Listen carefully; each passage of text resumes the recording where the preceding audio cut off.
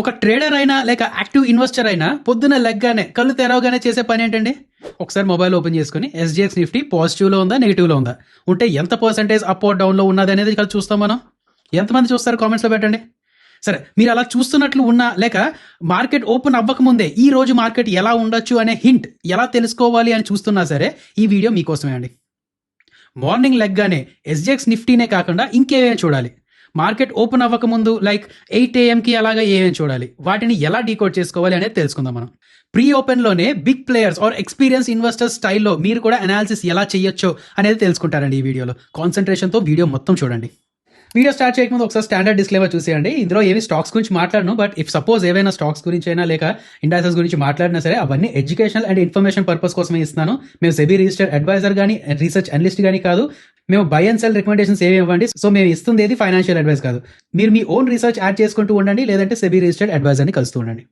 అలాగే ఇలా నాలెడ్జ్ వీడియోస్తో పాటు డైలీ మార్కెట్ అప్డేట్స్ అని, ఐపీఓ అనాలిసిస్ అని ఇలాంటి వీడియోస్ కూడా ఇస్తున్న మన రూపాయి తెలుగు ఛానల్ని సబ్స్క్రైబ్ చేసుకొని నోటిఫికేషన్స్ ఆన్లో పెట్టుకోండి. వీడియో మీకు ఏ టైంలో నచ్చినా ప్లీజ్ లైక్ చేస్తూ ఉండండి, షేర్ చేస్తూ ఉండండి, కామెంట్స్ చేస్తూ ఉండండి. అండ్ అలాగే మమ్మల్ని మీరు సపోర్ట్ చేయాలి అనుకుంటే ప్లీజ్ మన ప్రతి వీడియో కింద డిస్క్రిప్షన్ బాక్స్లో ఫయాస్ తాలూకా రిఫరల్ లింక్ ఉన్నదండి. మా ద్వారా మీరు అకౌంట్ ఓపెన్ చేసుకుంటే మాకు మీరు సపోర్ట్ చేసిన వాళ్ళు అవుతారు. అండ్ అలాగే ఫయాస్ కూడా ఒక మంచి బ్రోకరే. ఫ్యూచర్స్ అని ప్లాట్ఫామ్ తాలూకా అంటే ఎలా ప్లాట్ఫామ్ యూస్ చేసుకోవాలి ఏంటనే వీడియోస్ మెల్లిమెల్లిగా పెడుతూ ఉంటాను. సో ఎవరైనా ఒక మంచి బ్రోకర్ దగ్గర ట్రేడింగ్ అకౌంట్ ఓపెన్ చేయాలి అనుకుంటే మా రిఫరల్ లింక్ ద్వారా అకౌంట్ ఓపెన్ చేసుకొని అది యూస్ చేసుకుంటూ ఉండండి. అలా చేస్తే మాకు మీరు సపోర్ట్ చేసిన వాళ్ళు అవుతారండి ప్లీజ్. Right, gift Nifty. మన మార్కెట్ సెంటిమెంట్ ఫైండ్ అవుట్ చేయడానికి గిఫ్ట్ నిఫ్టీని చూడడంలో తప్పు లేదు. బట్ మీరు అర్థం చేసుకోవాల్సింది ఏంటంటే ఈ గిఫ్ట్ నిఫ్టీ కూడా ఒక రియాక్షనరీ ఇండెక్స్ టైప్ అన్నమాట. అంటే దానికి సొంతంగా న్యూస్ ఆర్ సెంటిమెంట్స్ ఉండవు. అది ప్రపంచంలో జరిగే విషయాలకు రియాక్ట్ అవుతుంది. అఫ్కోర్స్ మన ఇండియన్ మార్కెట్ అండ్ ఇండియన్ ఎకానమీనే ఎక్కువ మైండ్లో పెట్టుకుంటూ ఉంటుంది. బట్ మన డొమెస్టిక్ అంటే మన ఇండియాలో స్పెసిఫిక్గా మేజర్ ఈవెంట్స్ ఆర్ సెంటిమెంట్స్ లేనప్పుడు ఈ SGX Nifty global events or రియాక్షన్స్నే ఎక్కువగా కన్సిడర్ చేసుకుంటూ ఉంటుంది. వాటికి ఎక్కువ రియాక్ట్ అవుతూ ఉంటుంది. ఈ రియాక్షన్ మెయిన్గా ఒక 5 ఫ్యాక్టర్స్ ఆర్ 5 పిల్లర్స్ మీద డిపెండ్ అయి ఉంటుంది. 1. Over night US market closing. 2. Asian markets opening. 3. Over night crude oil prices. 4. US bond yields. 5. Dollar index. So మనం ముందు అనుకున్నట్టు మార్కెట్స్లో ఉండే సెంటిమెంట్స్ అని, న్యూస్ ఫ్లో అని, ఆ న్యూస్ ఆర్ అప్డేట్స్కి బిగ్ ప్లేయర్స్ తాలూకా రియాక్షన్ అని, ఆ మొత్తం ఈ 5 పిల్లర్స్లో రిఫ్లెక్ట్ అయిపోతుంది. రైట్, ప్రాక్టికల్గా చెప్పాలంటే నేను నా పర్సనల్గా investing.in అనే వెబ్సైట్లో ఒక వాచ్ లిస్ట్ క్రియేట్ చేసుకొని మార్నింగ్ చూస్తూ ఉంటానండి. మొబైల్ వర్షన్లో కూడా బాగా కనిపిస్తుంది ఈ వర్షన్. ఈ గిఫ్ట్ నిఫ్టీనే కాకుండా నేను ఇలాగా Nasdaq, Dow Jones, S&P 500 US తాలూకా మార్కెట్స్ అండ్ వాటి తాలూకా ఫ్యూచర్స్ అని, నెక్స్ట్ ఏషియన్ తాలూకా ఫ్యూచర్స్ అని, నెక్స్ట్ క్రూడ్ ఆయిల్ అని, డాలర్ ఇండెక్స్ అని అండ్ బాండ్స్ తాలూకా ప్రైసెస్ని కూడా చెక్ చేసుకుంటూ ఉంటాను. సో నేను మీకు చెప్తుంది ఏంటంటే ఈ వీడియో మొత్తం చూసిన తర్వాత మీకు ఇది ఫాలో అవ్వాలి అనిపిస్తే investing.in గుర్తుంటుంది కదా, investing.inలో డిఫరెంట్ వాచ్ లిస్ట్ క్రియేట్ చేసుకొని, అయితే ఇలా మొత్తం లేదు అంటే ఇందులో కొన్ని మాత్రమే, ఫర్ ఎగ్జాంపుల్ ఏషియన్ మార్కెట్స్ కోసం ఇవన్నీ యాడ్ చేయాల్సిన అవసరం లేదండి. అలాగే యూకే మార్కెట్స్ పెద్ద చూడాల్సిన అవసరం లేదు. సో ఇందులో కొన్ని మీరు యాడ్ చేసుకోవడానికి ట్రై చేయండి. లేదు కన్ఫ్యూజ్ అవ్వకుండా మొత్తం మీరు చూడగలరంటే ఇది స్క్రీన్ షాట్ తీసుకోండి అండ్ ఇవి మొత్తం యాడ్ చేసుకోవడానికి ట్రై చేయండి. వీటి తాలూకా ఇంపార్టెన్స్ ఉన్నప్పుడు మన డైలీ మార్కెట్ అనాలిసిస్లో కూడా కవర్ చేసుకుంటూ ఉంటాం. సో ఇప్పుడు మీరు ఈ వీడియో థియరీలా చూసిన తర్వాత ప్రాక్టికల్గా కూడా మన డైలీ మార్కెట్ అప్డేట్స్లో చూస్తుంటే ఇంకా మీకు బాగా అర్థమవుతూ ఉంటుందండి. రైట్, ఈ గిఫ్ట్ నిఫ్టీ అసెట్ మన ఇండియన్ మార్కెట్ మూవ్మెంట్స్ ఎలా ఉండొచ్చు అనే ఎక్స్పెక్టేషన్ కూడా తీసుకుంటూ ఉంటుంది. కాబట్టి మీరు గుర్తుపెట్టుకోవాల్సింది ఏంటంటే మన ఇండియన్ మార్కెట్సే కాదు ఏ ఎమర్జింగ్ మార్కెట్స్ని అయినా సరే ఎక్కువగా మూవ్ చేసేది ఏంటంటే ఎలిఫెంట్స్, అదే మన FIIs.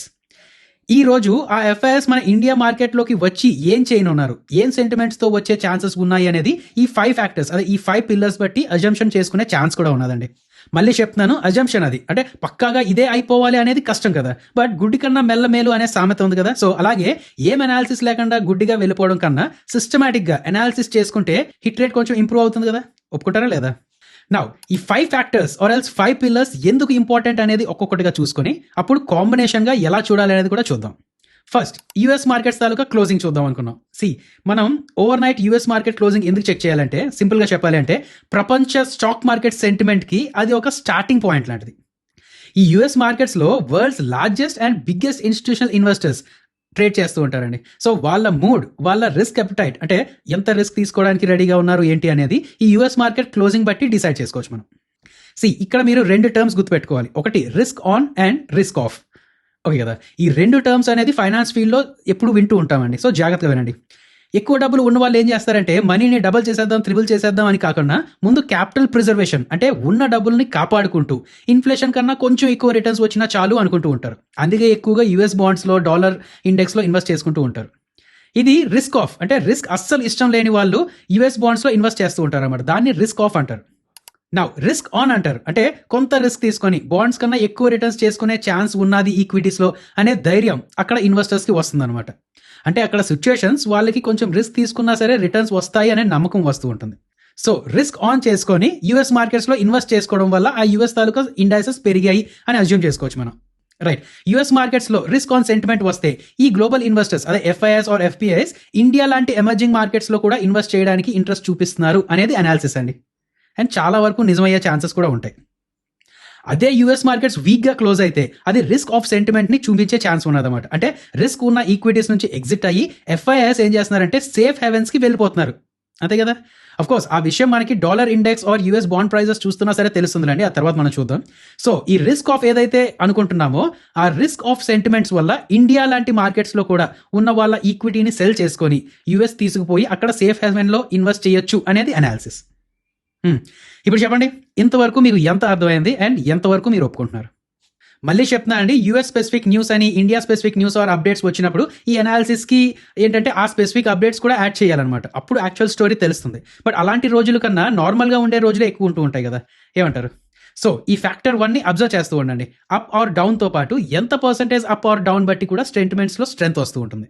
నా ఇక్కడ మీకు ఒక డౌట్ రావచ్చు, సరే యూఎస్ ఇండైసెస్ని మీరు ట్రాక్ చేస్తున్నారు కదా, బట్ వేరేగా నాస్డాక్ అని, డౌ జోన్స్ అని, ఎస్ఎన్పి అని వేరేగా ఎందుకు?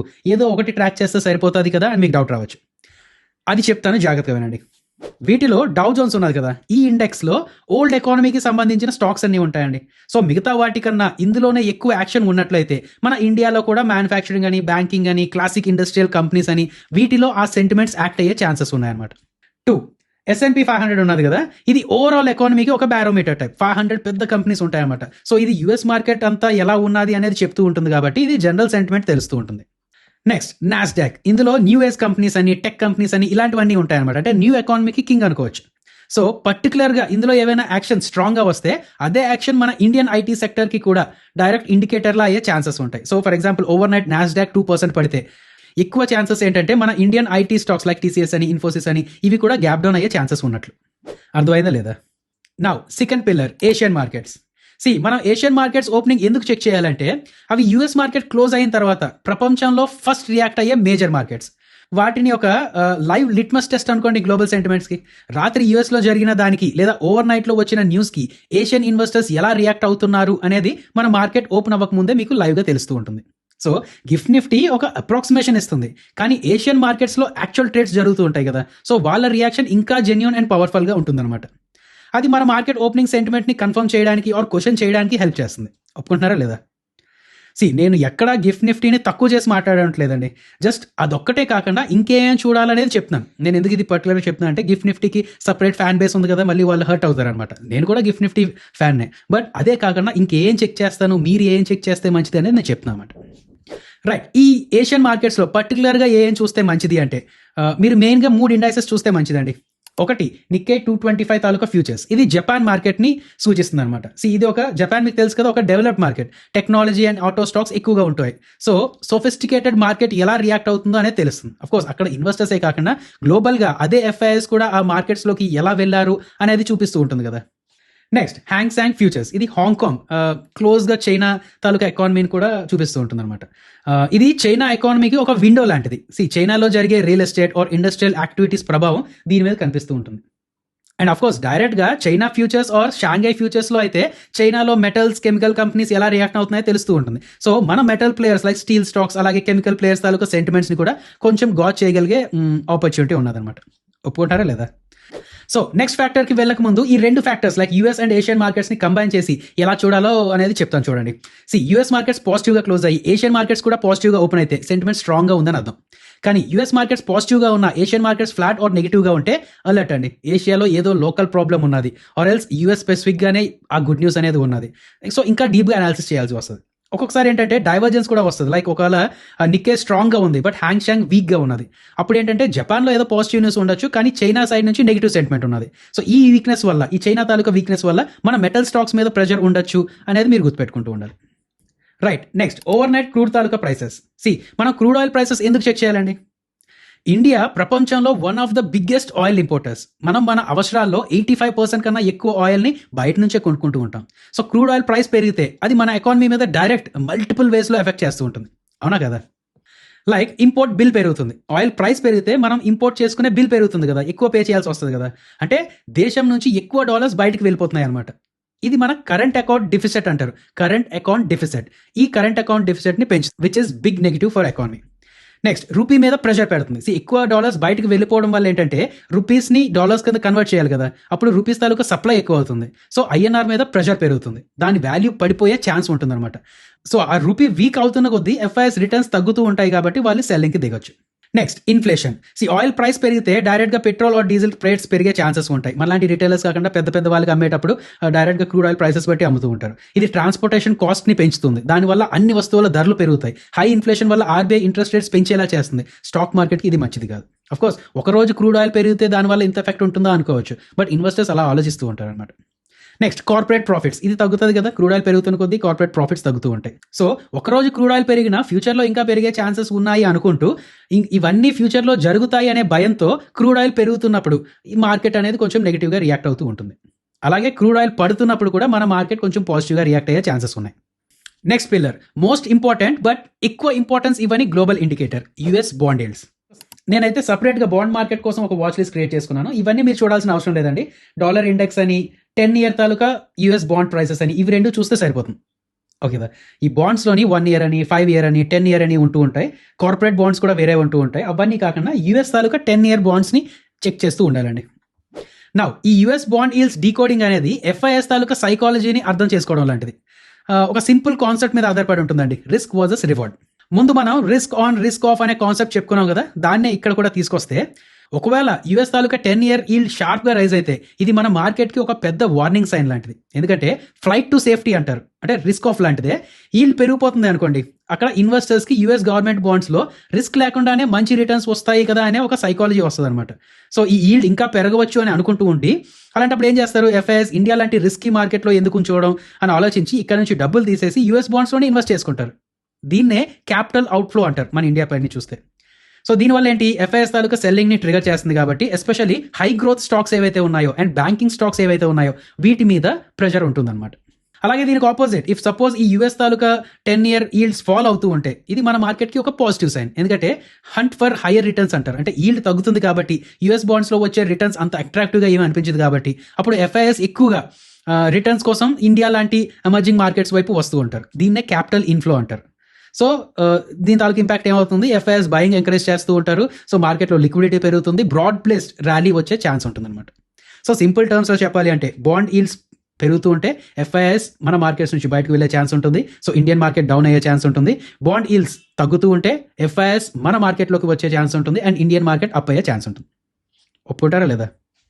Now final piece of global puzzle, ఈ డాలర్ ఇండెక్స్. ఇది కూడా చాలా ఇంపార్టెంట్ ఇండికేటర్.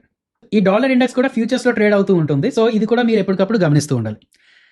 ఈ డాలర్ ఇండెక్స్ షార్ట్ ఫామ్లో DXY అనేది యుఎస్ డాలర్ యొక్క బలాన్ని మెజర్ చేసే ఒక ఇండెక్స్. అది యుఎస్ డాలర్ని ఒక basket of 6 major world currencies like euro, Japanese N అని, బ్రిటిష్ పౌండ్ అని వీటితో పోల్చి దాని వాల్యూని డిరైవ్ చేస్తారు. ఈ DXYని డీకోడ్ చేయడం అంటే ఎఫ్ఐఎస్ యొక్క ప్రాఫిట్ అండ్ లాస్ క్యాలిక్యులేషన్ని అర్థం చేసుకోవడం లాంటిది అనమాట. ఇంకా పూర్తిగా డీటెయిల్స్లోకి వెళ్దాం. అయితే ఫ్రెండ్స్, లైక్ చేశారా లేదా? అలాగే ప్లీజ్ షేర్ చేస్తూ ఉండండి, కామెంట్ చేస్తూ ఉండండి. రైట్, ఈ డాలర్ ఇండెక్స్ ఎక్కువగా పెరిగింది అనుకోండి, యుఎస్ డాలర్ బలపడుతుంది అని అర్థం. మన ఇంటర్నల్గా ఎక్కువ అప్డేట్స్ లేకపోతే ఆటోమేటికల్గా దాన్ని కంపేర్ చేస్తే ఐఎన్ఆర్ లాంటి కరెన్సీస్ బలహీనపడే ఛాన్సెస్ ఉన్నాయి. ఇప్పుడు డాలర్ ఇండెక్స్ పెరుగుతుంది, సో యూఎస్డి ఐఎన్ఆర్ బట్టి చూస్తే ఐఎన్ఆర్ కొంచెం వీక్ అవుతూ ఉన్నట్టు అర్థం కదా, అంటే మిగతావన్నీ కాన్స్టెంట్ అనుకుంటే.